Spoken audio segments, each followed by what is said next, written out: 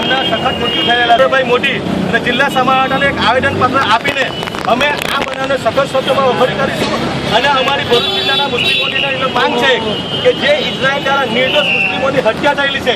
તેમાં તમે ત્યાં આતંકવાદીનો મારો અમને વાંધો નથી. ત્યાંની આર્મી જોડે તમારે તાકાત હોય તમે ધારો તો આર્મી જોડે લડો, પણ ત્યાં નિર્દોષ બાળકોની, માસૂમ બચ્ચાઓ, નિર્દોષ ઓરતોની હત્યા થયેલી છે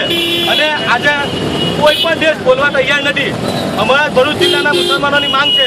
કે જો આ હુમલાઓ બંધ નહીં થાય તો અગાઉના દિવસોમાં ભારત દેશની અંદર જે ઇઝરાયલની એમ્બેસી છે દિલ્હીમાં અને બોમ્બેમાં ત્યાં અમે ઉગ્ર વિરોધ આંદોલન કરીશું, એમ્બેસીને તાળા મારીશું અને વધુમાં અમારી એક માંગ છે કે જો આ હુમલાઓ બંધ કરવામાં નહીં આવે તો અમે ભારત દેશમાં તમામ ગામોની અંદર આનો વિરોધ કરીશું. અમે ભારતના વડાપ્રધાન,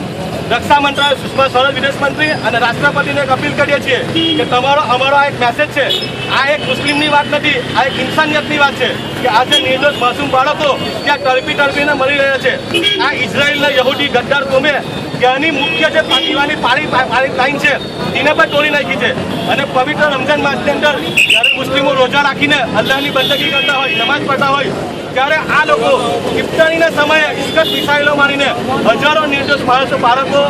ઓરતો એમનું મૃત્યુ કરે છે. તો અમે સખત શબ્દોમાં આની નિંદા કરીએ છીએ અને અમારો આ કાર્યક્રમ અહીંયાથી પતવાનો નથી. જ્યાં સુધી ઇઝરાયલ દ્વારા આ હુમલા બંધ કરવામાં નહીં આવે ત્યાં સુધી અમારો આ વિરોધ જારી રહેશે એવી તમામ ભરૂચ શહેરના મુસલમાનોની, જિલ્લાના મુસલમાનોની અને હિન્દુ ભાઈઓની લાગણી છે અને અમે આ સખત શબ્દોમાં આને વખોડી કાઢીએ છીએ.